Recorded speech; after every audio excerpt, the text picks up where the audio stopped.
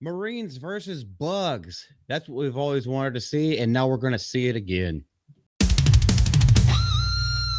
Now, it's just been announced that we have a director because they're redoing Starship Troopers in a different way than you might think. They're actually going to be more faithful to the books because they have done sequels to that Starship Troopers that basically became a political satire that everyone knows, loves, and like basically opening credit Beaver and Bush. Yes, they're doing it again, and we've got someone a lot of you might know. Because the new Starship Troopers movie in the works from District 9 filmmaker Neil Blomkamp. He also did Chappie, he did Elysium, and I think recently Forza, Forza the movie. I don't know, it shows it down in here. Sony is behind the new adaptation, which is not a remake of the 97 film, but we'll go back to the novel as source material. Now, how much does that actually mean when they go back to the novel? We pretty much know that they take a lot of artistic liberty whenever they do these things. However, if you have read the Starship Troopers book, you might be a little bit more interested in this. I know everyone's going to be interested to see blood, guts, and tits. Johnny Rico is coming back to kill some more bugs. Now, will they get Casper Van Dien back, though? Because he said in a podcast, and I did a video about it, he said in a podcast that he would love to do it. He's been pushing for another Starship Troopers movie where he can return. Nobody's been announced yet except for Neil Blomkamp. Columbia Pictures is setting it up, and they're setting the District 9 filmmaker Neil Blomkamp to write and direct an adaptation of the classic sci-fi novel story by Robert A. Heinlein. Now, if they're having him write and direct, that probably means that a script is just barely starting in the works. However, he is attached to it, and that is officially announced. So he signed a contract.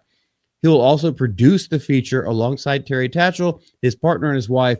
And there's where we go, Chappie and District 9. Now, I had always wondered where he went because District 9 was so good. There were talks about District 10. It never came to fruition. But published in 1959, let's just go back to the book. Troopers ostensibly told of an interstellar war between Earth and a host of bugs, bug-like aliens, shall we say, and focused on a rise of a military serviceman named Rico. But the story had other things on its mind, like exploring life in a military society and such as ideas as having to perform service in order to have voting rights. You know, a lot of countries actually do that. As soon as you, it's what do they call it? Military conscription.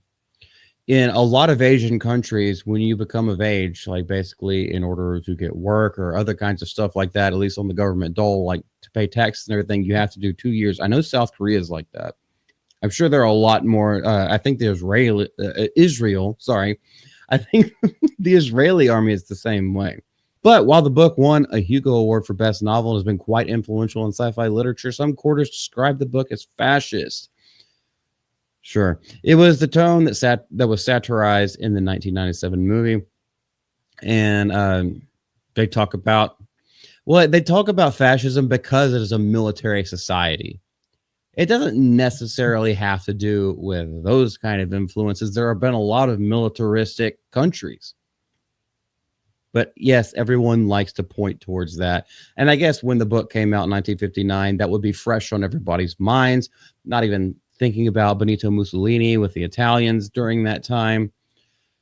But yes, everything, all the onus of anything that's militaristic and bad and shapes the nation always falls down on the National Socialist Party. But I don't want to go too far into that kind of stuff because this is just an announcement and something that I'm actually hyped for. I would love to see a good Starship Troopers movie that doesn't look like it came out as a sci-fi original. That actually it's not going back to the campiness of the original 1997 one. Golly, my words are getting tongue tied up. But it's actually going to give you, the people who don't read or the people who have just glossed over this book a little bit in the past, it's actually going to give you a better view of what the story that was actually meant to be told will be told on screen for you. If you haven't watched District 9, please watch it. Chappie as well. And the thing with Chappie, and the fact that they say that there's going to be influencing basically the themes of the book. Chappie had some underlying themes in there as well. I still think it's a great movie. It's not as good as District 9. District 9 had social themes in there also. But it's just a great movie. Anyway, have you guys heard about this? Are you excited for it? I know I am, but this is Multi from Mouth of Multi. Leave everything you want down in the comment section below. We ain't picky here, but we might fight back, as you should too. Y'all have a great day and take care. Bye bye.